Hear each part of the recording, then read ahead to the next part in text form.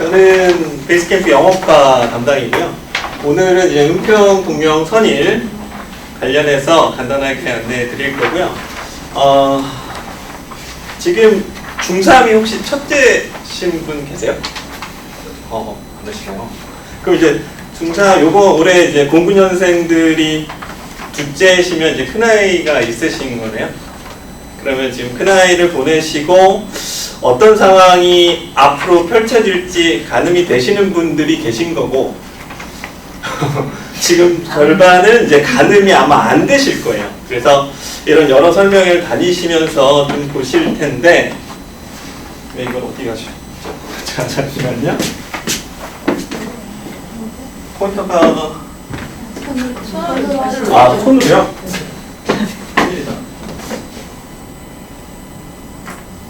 제가 이거를 안 써서요. 잠시만요. 예, 다시 오겠습니다. 감사합니다. 자, 일단은 오늘은요, 은평, 동명, 선일, 이제 공립고 하나, 그 다음에 사립고 두 학교를 설명드릴 거고요. 일단 기본적인 설명 틀은요, 첫 번째 내신 경향, 올해죠. 올해 고1 1학기 중간고사 내신 경향만 말씀드릴 거고, 근데 고등학교 내신 경향은 거의 비슷해요. 첫 학기에 어떻게 진행되는지 범위가 나오게 되면 2학기 마무리될 때까지 거의 같은 범위로 갑니다. 그러니까 부교재가 예를 들어 선정이 되면 끝까지 갑니다. 예, 그래서 경향과 특이사항 아주 간단하게 말씀을 드릴 거예요. 왜냐하면 지금은 아직 학교 배정이 되시지 않은 상황이시기 때문에 선택을 하실 때 그냥 어느 정도만 참고를 하시고, 근데 지금 이 서부학군 지역에서는 특별하게 지금 어떤 좀 흐름이 있긴 해요. 근데 그 아이가 뭐 어떤 학업적으로 완벽하게 어느 선에 올라가 있지 않다라는 부분들이 대다수이시라면 아이 성향을 먼저 판단하시고 그 어떤 내신 수준을 좀 비교하시는 선에서 설명에 참석하시는 게 가장 좋은 선택이시라고 보입니다. 그래서 그런 어떤 참고 자료로서만, 왜냐하면 계속 또 내신의 어떤 스타일이 계속 바뀌어요. 되게 심하게 바뀌는 학교들도 있고요. 그래서 그런 어떤 참고 자료로만 보시고 선택에 있어서 있다 부분은 제가 다시 말씀드리겠지만 요거는 이제 어떤 참고 자료로만 좀 활용을 하셨으면 좋겠고요. 자, 그 다음 24년 내신 경향하고요. 그 다음에 고등 영어라는 것이 뭐냐를 고민하다가 그냥 제가 이따가 다시 한번 보여드리겠지만 그냥 간단한 문장으로 조금 이해를 시켜드릴까 합니다. 그리고 세 번째는 예비고1 학생들이 지금 학생이 한 명이 온 것 같네요. 일단 질문 많이 받으시고요. 자, 예비고1 영역별 학습법을 제가 간단하게나마 안내해 드리도록 할게요. 선일 같은 경우는 범위가 조금 많습니다. 부교재가 들어가고, 그래서 지문 개수만 보시면 총 한 40개 지문이 들어갑니다.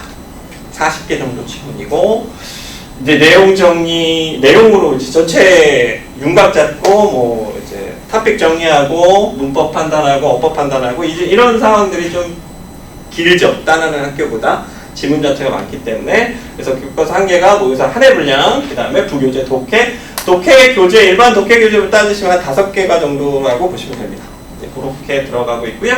독해 지문이 일단 많다라는 겁니다. 문항수가 많습니다. 선택형 문제만 34개. 그러니까 아이들이 시간이 없어요. 후반부 서답형에서는 시간이 없어서 많이 못 쓰는 경우가 많고요. 총 38개 문제를 풀어야 되기 때문에 예, 좀 부담스럽긴 합니다. 아이들 입장에서. 근데 이 지문에 대한 숙달력이 어느 정도 되느냐에 따라서 이제 그 차이는 좀 커지고요. 조건영장 문장은 간혹 저번 기말을 제외하고는, 저번 1학기 기말을 제외하고는 크게 까다롭게 나오는 상황은 아니기 때문에 예, 뭐 크게 문제가 되는 부분이 아니라고 보시면 되고요. 제가 이제 마지막에 특이사항이라고 적어드린 부분은 어떤 암기 부분이 아직도 필요한 은평이냐, 그 다음에 왜냐면 시험 범위가 적기 때문에 교과서를 그냥 외우게 합니다. 많이. 그리고 동명 같은 경우는 이제 분석력, 그러니까 범위가 그렇게 많은 학교는 아니에요. 교과서 지문이 일반 독해 지문보다 훨씬 더 수월하기 때문에 아이들이, 동명 같은 경우 시험 스타일이 아이들이 이렇게 깊게 분석하는 걸 원해요. 정확하게 판단하고 있는가 아닌가.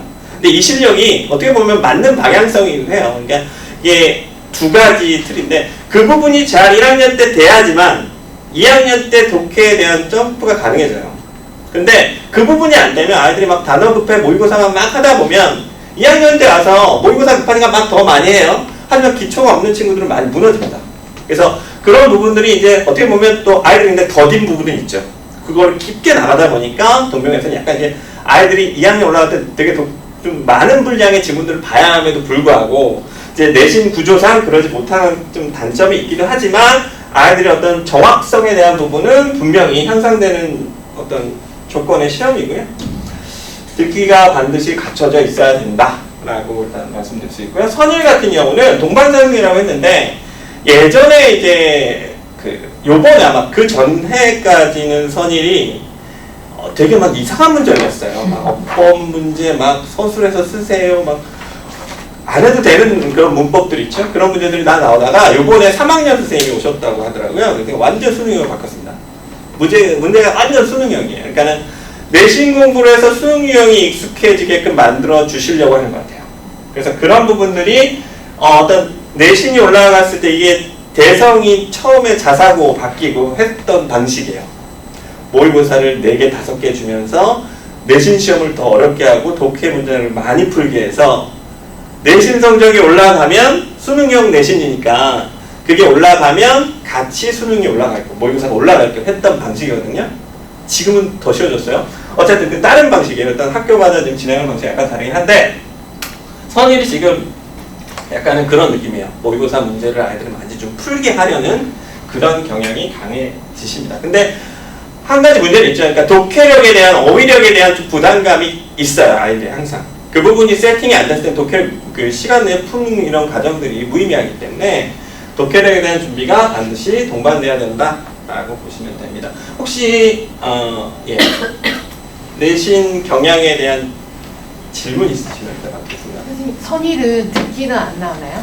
예, 내신에서 듣기는 지금 제가 여기서 지금 말씀드린 부분에서 이제 빠진 게 듣기가 수행평가로 되는 학교예요. 그러니까 보통 이제 지필, 제가 지금 말씀드린 건 다 지필이고요. 은평 같은 경우는 6대4의 지필, 수행이 있어요. 지필이 6, 수행이 4. 그 다음 동명은 5대5예요. 그리고 선일도 5대5고요. 근데 여기에 이제 이쪽 두 학교는 논수령이 서술형이 들어가죠. 그 서술형도 수행의 조건 중에 하나고요. 그리고 듣기도 있고 또 라이팅도 있고 스피킹도 있고 이렇게 있어요. 그러니까 그런 영역을 전부 다 평가를 합니다. 그건 학교마다 또 일정 중간고사 끝나면 바로 하고 기말고사 끝나면 바로 하기 때문에 선생님들이 그걸 또 관리를 해주시고요. 선일 같은 경우는 시험에 따로 듣기를 두지 않고요. 수행평가 딕테이션을 합니다. 모의고사 3개년을 가지고 하게 됩니다. 수행평가를. 그래서 영역별 뭐 50, 그러니까 지필이 50이면 중간기말에서 50이고 25, 25가 되고요. 수행에서 이제 50이 들어가면 쓰기 20, 듣기 20, 말하기 10 해갖고 50이 들어가요. 그런 식의 구조예요. 그러니까 수행관리도 철저히 하셔야 되고요. 근데 이제 여학교 둘하고 이제 일반 공립이기 때문에 여학교에서는요 수행 관리들을 여학생이 너무 잘해요. 예, 여학생들은 꼼꼼하게 그래도 자기 뭐 있어요 얘기해 줍니다. 그럼 이제 그거를 체크해주고 확인 일정만 맞춰주면 되기 때문에 잘 관리하는 편이고, 한 가지 더 말씀드리면 동명하고 선일 같은 경우는 A, B, 성취도 A, B의 수준이 거의 80%에 육박해요. 80% 육박하고 동명 같은 경우는 요번에 결과가 되게 중요해요. 3학년 결과가. 왜냐면 지금 흐름을 탄 게 뭐냐면 지금 예일이 내신이 좀 많이 어려웠잖아요. 예일이 되게 인기를 끌었는데 아이들이 좀 부담을 느낀 거죠. 예일 내신 빡세. 그러니까 의도적으로 동명간 애들이 재작년부터 좀 있었어요. 그래서 그런 흐름들이 좀 있었고 올해도 좀 없지않아 있지 않을까. 그래서 뭐 유타운 쪽 아이들도 많이 유입이 됐고, 뭐 아시다시피 신도 진간 아이들이 서부학군에서 학습력이 가장 높아요. 성취도 점수가 가장 높습니다. 예, 그래서 그 학생들의 유입이 그래도 어느 정도 더 이제 그전에는 예일 쪽으로만 갔다면 이번에는 이제 동명으로 의도적으로 간 친구들도 많이 있어요. 그러니까 선희 같은 경우는 제가 느끼기엔 강제 배정이 더 많고요. 네, 강제 배정이 많아요. 그러니까 예를 넣었는데 안 됐어, 동명을 넣었는데 안 됐어, 이런 식으로 가는 친구. 물론 의외에서 가는 친구도 있습니다. 예, 그런 학교별 특징은 좀 있습니다. 일단은 아직은 학교에 대한 정보가 더 많이 필요하실 거고요. 보시면서 그 부분은 차츰 또 질문 있으면 생각나시면 해주십시오. 이게 문제네요. 자, 그래서 모든 용어의 이해라고 해서 간단하게 좀 보여드릴게요. 자, 첫 번째 이런 문장이 있습니다. 그는 그의 결정대로 실행했다. 보통 이렇게 이해하죠. 이렇게 써있으면 누구나 이해하고 이게 영어로 쓰여 있어도 이해합니다. 근데요, 고등학교 영어에서 문장이 이따구로 써있어요. 친구가 이름이 뭐지? 백하연이요. 하연이는 자 밑에 거 한 번만 읽어줄래요? 그러한 그의 결정이 그로 하여금 스스로의 행동을 적극적으로 인지하게 했다. 예, 같은 말입니다. 그렇죠. 근데 여기서 제가 적극적으로 인지하게 했다와 결정대로 시행했다를 같이 보셔야 된다는 거예요. 그러니까 표현 자체를, 그러니까 당연히 이제 국어에서는 마찬가지고 영어에서 마찬가지고 표현을 표현하는 방식에 대한 차이입니다. 적극적으로 인지했다라는 것을 선지에서 골라낼 수 있을까? 이겁니다. 그러니까 공부를 할 때 영어 문장으로 보시면서도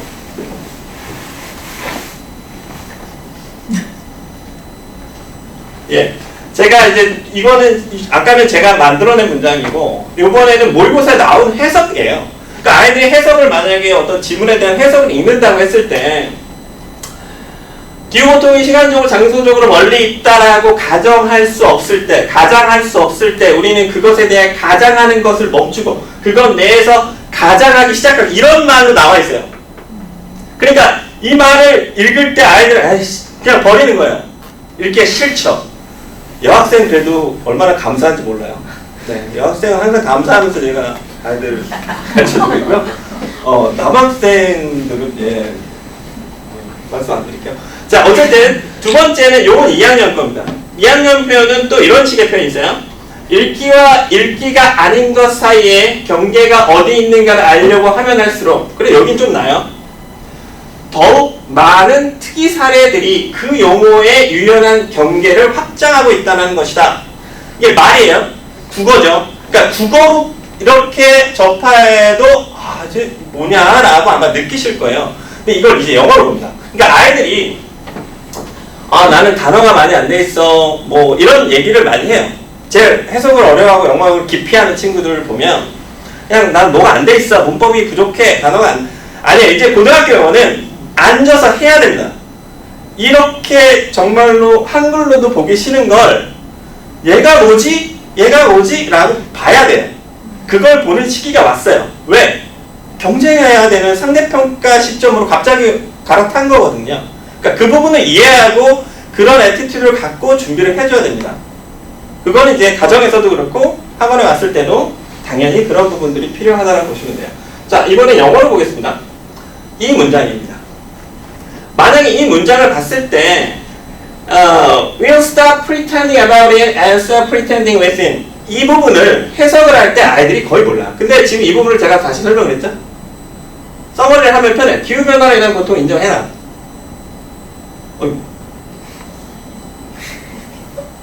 네, 인정해라. 이겁니다. 그러니까 이렇게 아마 이해를 하시면 편하실 거예요. 이랬죠? 그러니까 cry suffer가 멀리 있다라는 거를 더 이상 속일 수가 없어. 가까이 있어. 그러니까 어떻게 하래? 그거에 대해서 속이는 걸 멈춰. 됐어요? 속이는 걸 멈춰서 그 안에서 받아들이고 또 다른 소설을 써. 이게 기후변화 소설에 관한 얘기입니다. 그런 식의 표현이에요. 그러니까 이런 식의 방식이 뭐 제가 다는 설명드릴 수는 없겠지만 이것도 마찬가지예요.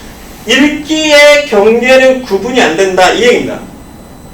이것도 읽는 거고 이것도 읽는 거고 이것도 읽는 거야. 그럼 다시 한번 들어보세요. Stretch terms flexible boundaries. 용어의 유연한 장벽이 뻗어가고 있다. 그러니까 용어의 유연한 장벽이 뻗어가고 있다. 이게 무슨 말이죠? 예, 구분이 안 된다라는 거예요. 용어가 다 섞여 있다는 얘기입니다. 이런 식의 표현이에요. 그러니까 반드시 설명을 들어야 돼요. 반드시 설명을 들어요. 이게 해석이 되는구나. 이 단어가 스트레치니까 뻗다고 용어고 유연한이고 장벽이다 라고 해서 말을 이해하는 과정, 이 단어 뜻을 이해하는 과정이 아니라 말을 이해하는 과정이기 때문에 반드시 누군가 해야 됩니다. 그렇게 이해해 주시면 좋을 것 같고요.